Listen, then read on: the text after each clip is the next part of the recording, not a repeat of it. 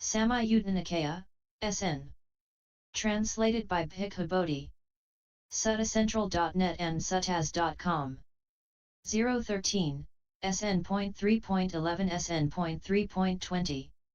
Link Discourses 3. SN.3.11 Sattajatala Sutta, 7 Matted Hair. Ascetics. On one occasion the Blessed One was dwelling at Savatthi in the eastern park in the mansion of Megara's mother. Now on that occasion, in the evening, the Blessed One had emerged from seclusion and was sitting by the outer gateway. Then King Pasenadi of Kosala approached the Blessed One, paid homage to him, and sat down to one side.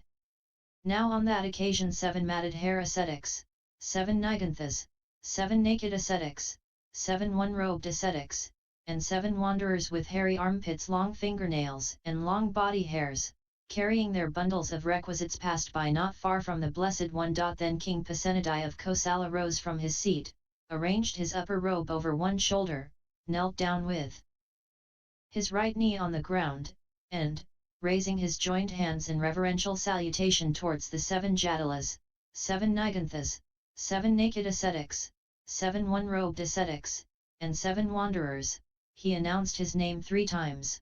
1 am the king, venerable sirs, Pasenadi of Kosala. I am the king, venerable sirs, Pasenadi of Kosala.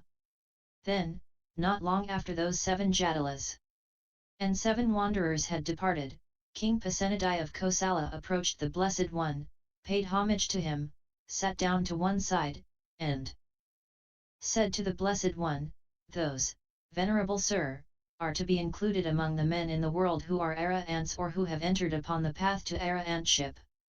Great King, being a layman who enjoys sensual pleasures, dwelling in a home crowded with children, enjoying the use of Cajun sandalwood, wearing garlands, scents, and unguents, receiving gold and silver, it is difficult for you to know, these are arahants or these have entered upon the path to arahantship.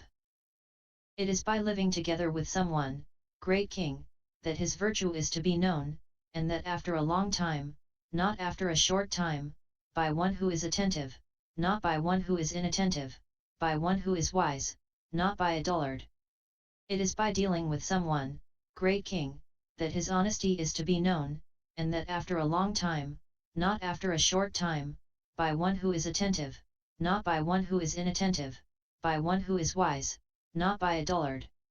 It is in adversities, Great King, that a person's fortitude is to be known, and that after a long time, not after a short time, by one who is attentive, not by one who is inattentive, by one who is wise, not by a dullard. It is by discussion with someone, Great King, that his wisdom is to be known, and that after a long time, not after a short time, by one who is attentive, not by one who is inattentive, by one who is wise, not by a dullard. It is wonderful, venerable sir.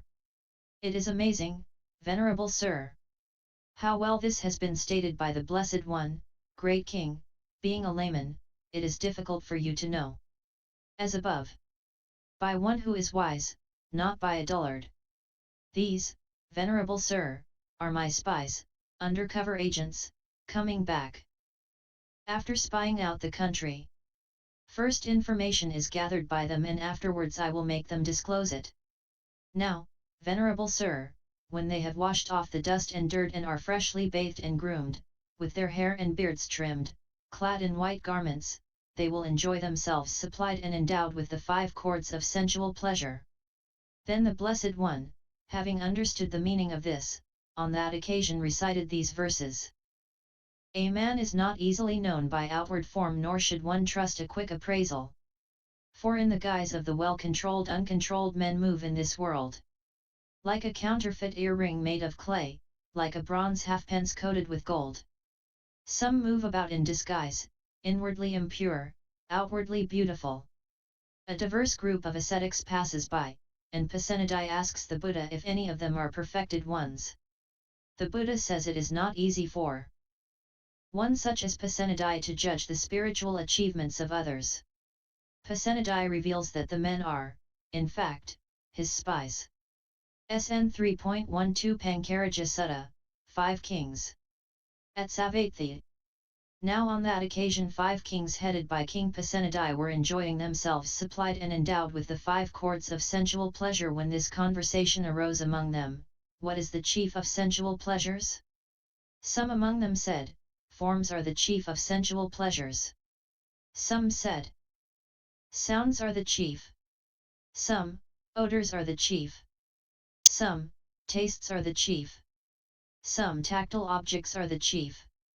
Since those kings were unable to convince one another, King Pasenadi of Kosala said to them, come, dear sirs, let us approach the Blessed One and question him about this matter.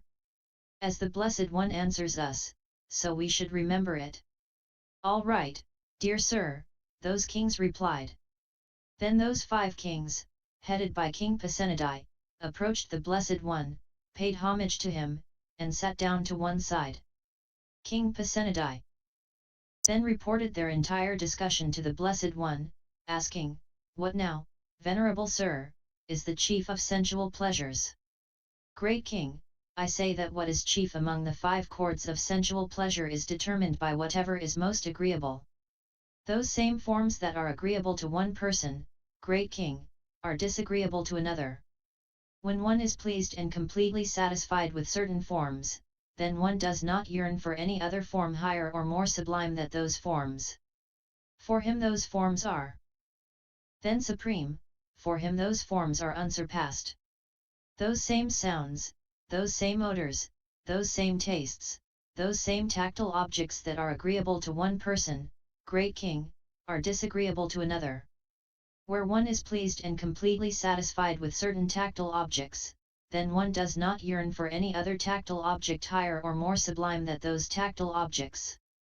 For him those tactile objects are then supreme, for him those tactile objects are unsurpassed. Now on that occasion the lay follower Kandanangalika was sitting in that assembly. Then the lay follower Kandanangalika rose from his seat, arranged his upper robe over one shoulder, and, raising his joined hands in reverential salutation towards the Blessed One, said to him, an inspiration has come to me, Blessed One. An inspiration has come to me, Fortunate One. Then express your inspiration, Kandanangalika, the Blessed One said. Then the lay follower Kandanangalika, in the presence of the Blessed One, extolled him with an appropriate verse. As the fragrant red lotus coconut blooms in the morning, its fragrance unspent. Behold 8 Gareza, the radiant one, like the sun beaming in the sky. Then those 5 kings bestowed 5 upper robes upon the lay follower Kandanangalika. But the lay follower Kandanangalika bestowed those 5 upper robes upon the Blessed One. 5 kings including Pasenadi are enjoying themselves and wonder which of the senses affords the highest pleasure. They ask the Buddha, who replies that it is subjective, depending on a person's preferences. Inspired, the layman Kandanangalika offers a verse in praise of the Buddha. SN.3.11 Donapaka Sutta, a bucket measure of food. At Savatthi. Now on that occasion King Pasenadi of Kosala had eaten a bucket measure of rice and curries. Then, while still full, huffing and puffing, the king approached the Blessed One, paid homage to him, and sat down to one side. Then the Blessed One, having understood that King Pasenadi was full, recited this verse. When a man is always mindful, knowing moderation in the food he eats, his ailments then diminish, he ages slowly, guarding his life. Now on that occasion the Brahmin youth Sudarsana was standing behind King Pasenadi of Kosala. The king then addressed him thus, come now, dear Sudarsana, learn this verse from the Blessed One and recite it to me whenever I am taking my meal. I will then present you daily with 100 kahapas as a perpetual grant. Yes, sire, the Brahmin youth Sudarsana replied.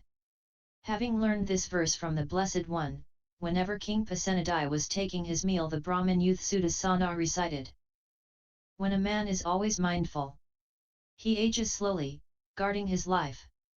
Then King Pasenadi of Kosala gradually reduced his intake of food to at most a pint pot measure of boiled rice. At a later time, when his body had become quite slim, King Pasenadi of Kosala stroked his limbs with his hand and on that occasion uttered this inspired utterance, the Blessed One showed compassion towards me in regard to both kinds of good, the good pertaining to the present life and that pertaining to the future life. In what is probably the world's first weight loss diet, when Pasenadi shows up overweight and out of breath, the Buddha advises him to cut down his eating. He gives a verse to one of the king's attendants, and asks him to recite it whenever the king is eating. SN.3.14 Patama Sutta, Battle, 1. At Savatthi. Then King Ajatasattu of Magadha, the Videhan son, mobilized a 4 division army and marched in the direction of Kasi against King Pasenadi of Kosala. King Pasenadi heard this report, mobilized a 4 division army, and launched a counter-march in the direction of Kasi against King Ajatasattu. Then King Ajatasattu of Magadha and King Pasenadi of Kosala fought a battle. In that battle King Ajatasattu defeated King Pasenadi, and King Pasenadi retreated to his own capital of Savatthi. Then, in the morning, a number of bhikkhus dressed and, taking their bowls and robes, entered Savatthi for alms. When they had walked for alms in Savatthi and had returned from their alms round, after the meal they approached the Blessed One, paid homage to him, sat down to one side, and reported what had happened. The Blessed One said, Bhikkhus, King Ajatasattu of Magadha has evil friends, evil companions, evil comrades. King Pasenadi of Kosala has good friends, good companions, good comrades. Yet for this day, Bhikkhus, King Pasenadi, having been defeated, will sleep badly tonight. Victory breeds enmity, the defeated one sleeps badly. The peaceful one sleeps at ease, having abandoned victory and defeat.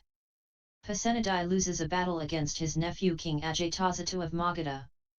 Having abandoned victory and defeat, the peaceful one sleeps at ease. SN.3.15 Dudiyazangama Sutta, Battle, 2. As above, in that battle King Pasenadi defeated King Ajatasattu and captured him alive. Then it occurred to King Pasenadi, too, although this King Ajatasattu of Magadha has transgressed against me while I have not transgressed against him, still, he is my nephew. Let me now confiscate all his elephant troops, all his cavalry, all his chariot troops, and all his infantry, and let him go with nothing but his life.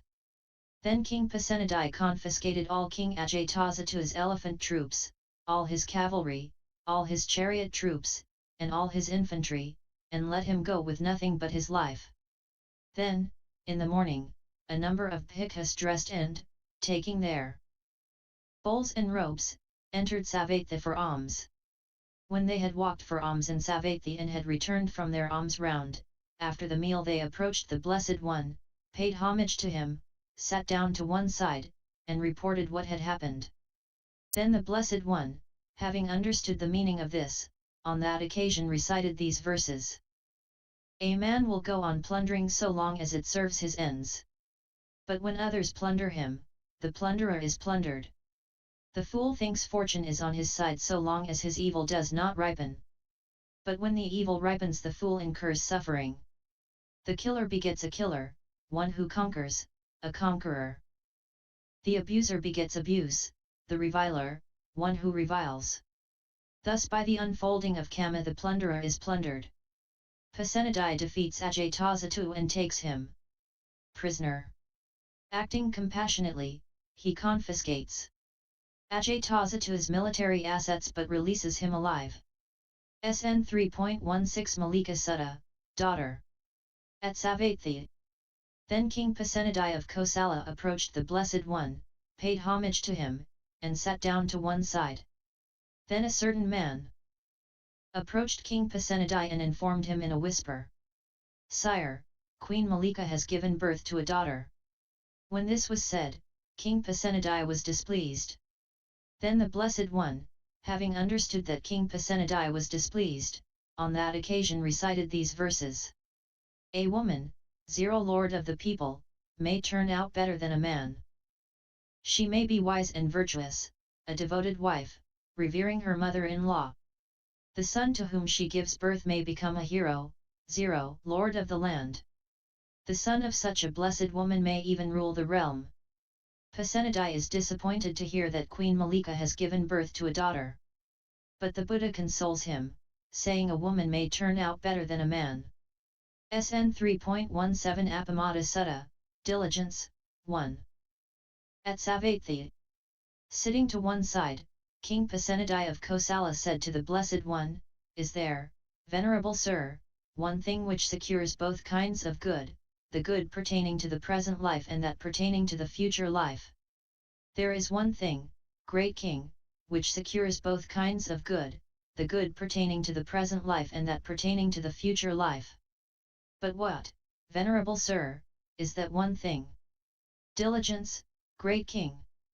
Just as the footprints of all living beings that walk fit into the footprint of the elephant, and the elephant's footprint is declared to be their chief by reason of its size, so diligence is the one thing which secures both kinds of good, the good pertaining to the present life and that pertaining to the future life. For one who desires long life and health, beauty, heaven, and noble birth, a variety of lofty delights following in succession. The wise praise diligence in doing deeds of merit. The wise person who is diligent secures both kinds of good.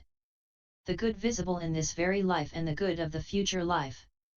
The steadfast one, by attaining the good, is called a person of wisdom. Pasenadi asks the Buddha if there is one thing that secures benefit both in this life and the next. Diligence. SN.3.11 Kalyanamitta Sutta, Diligence, 2.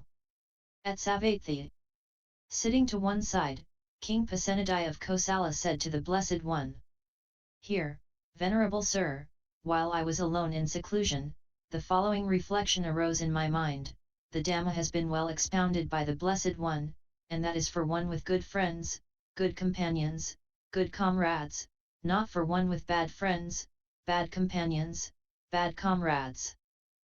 So it is, Great King. So it is, Great King. The Dhamma has been well expounded by me, and that is for one with good friends, good companions, good comrades, not for one with bad friends, bad companions, bad comrades. On one occasion, Great King, I was living among the Sakyans, where there is a town of the Sakyans named Nagarika. Then the Bhikkhu Ananda approached me, paid homage to me, sat down to one side, and said, 'Venerable Sir, this is half of the holy life, that is, good friendship, good companionship, good comradeship.' When this was said, Great King, I told the Bhikkhu Ananda, 'Not so, Ananda. Not so, Ananda. This is the entire holy life, Ananda, that is, good friendship, good companionship, good comradeship. When a bhikkhu has a good friend, a good companion, a good comrade, it is to be expected that he will develop and cultivate the Noble Eightfold Path.' And how, Ananda, does a bhikkhu who has a good friend, a good companion, a good comrade, develop and cultivate the Noble Eightfold Path? Here, Ananda, a bhikkhu develops right view, which is based upon seclusion, dispassion, and cessation, maturing in release. He develops right intention, right speech, right action, right livelihood, right effort, right mindfulness, right concentration, which is based upon seclusion, dispassion, and cessation, maturing in release. It is in this way, Ananda, that a bhikkhu who has a good friend, a good companion, a good comrade, develops and cultivates the Noble Eightfold Path. By the following method too, Ananda, it may be understood how the entire holy life is good friendship, good companionship, good comradeship. By relying upon me as a good friend, Ananda, beings subject to birth are freed from birth, beings subject to aging are freed from aging, beings subject to illness are freed from illness, beings subject to death are freed from death, beings subject to sorrow, lamentation, pain, displeasure, and despair are freed from sorrow, lamentation, pain, displeasure, and despair. By this method, Ananda, it may be understood how the entire holy life is good friendship, good companionship, good comradeship. Therefore, Great King, you should train yourself thus: I will be one who has good friends, good companions, good comrades. It is in such a way that you should train yourself. When, great king, you have good friends, good companions, good comrades, you should dwell with one thing for support, diligence in wholesome states. When, great king, you are dwelling diligently, with diligence for support, your retinue of harem women will think thus, the king dwells diligently, with diligence for support. Come now, let us also dwell diligently, with diligence for support.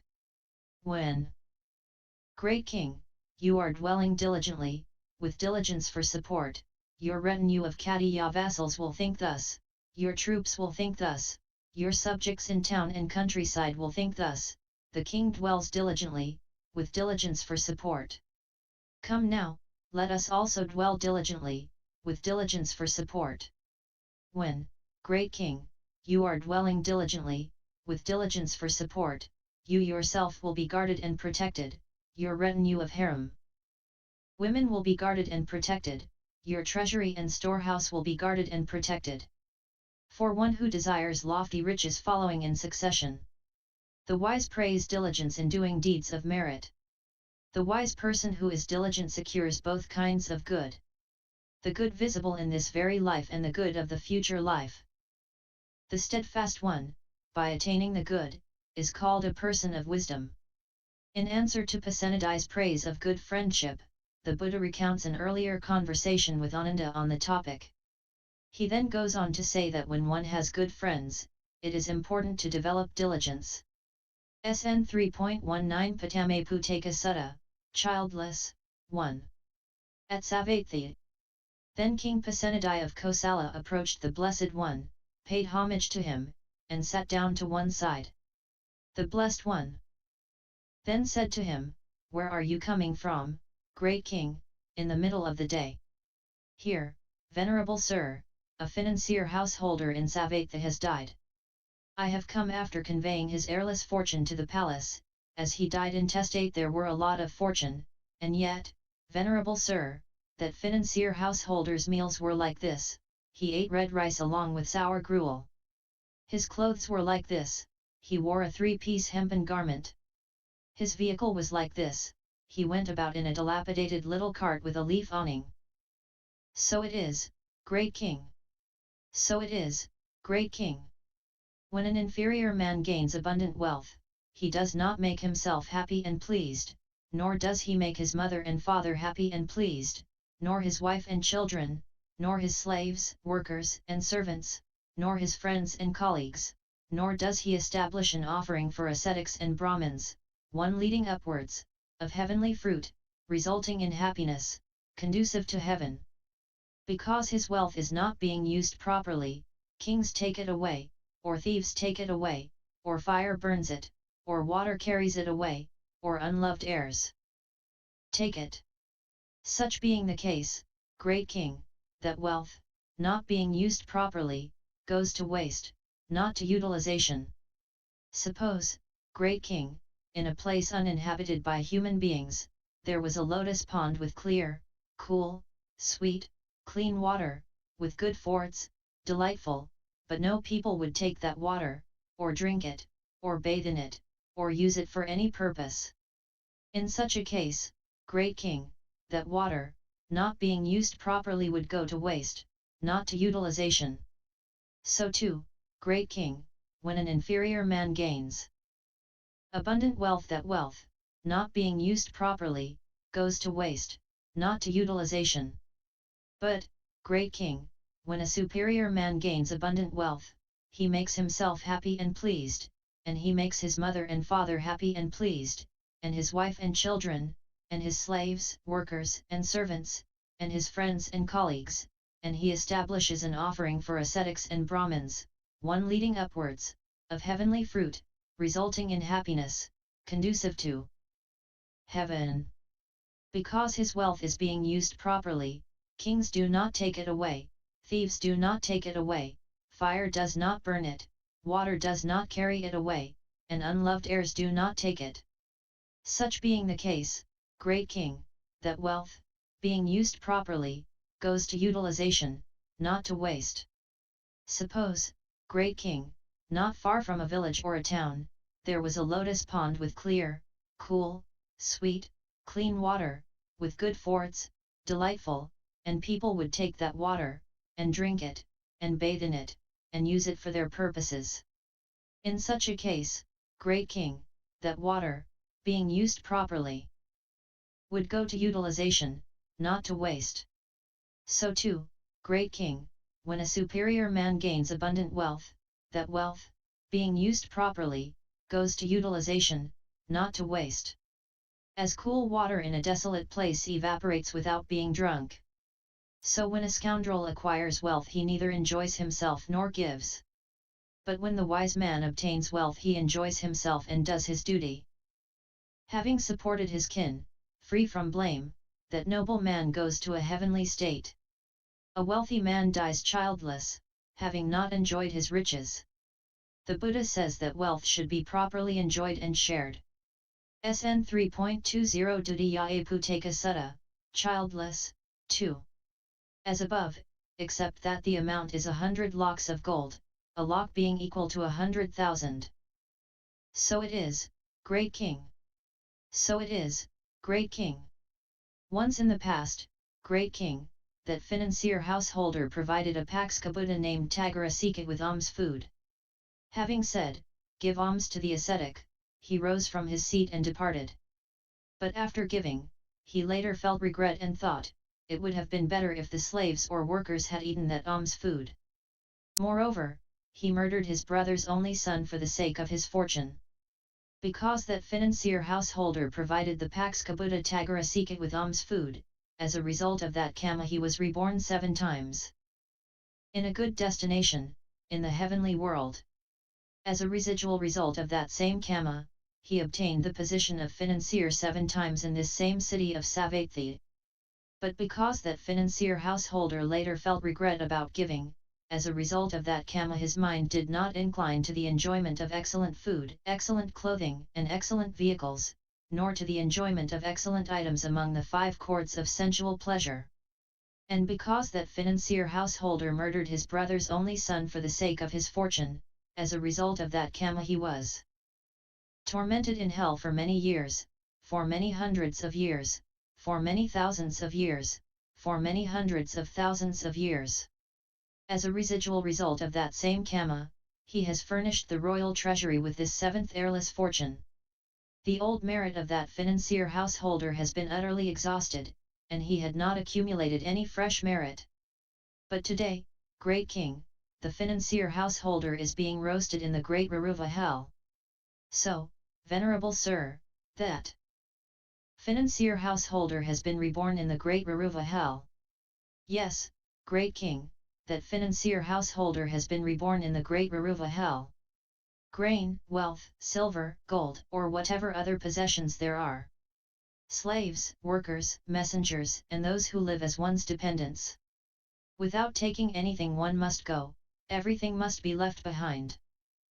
But what one has done by body, or by speech or mind, this is what is truly one's own. This one takes when one goes, this is what follows one along like a shadow that never departs. Therefore one should do what is good as a collection for the future life. Merits are the support for living beings when they arise in the other world. A wealthy man dies childless, having not enjoyed his riches. The Buddha tells of how in the time of a solitary Buddha of the past named Tagarasika, a householder made an offering but later regretted it. End SN.013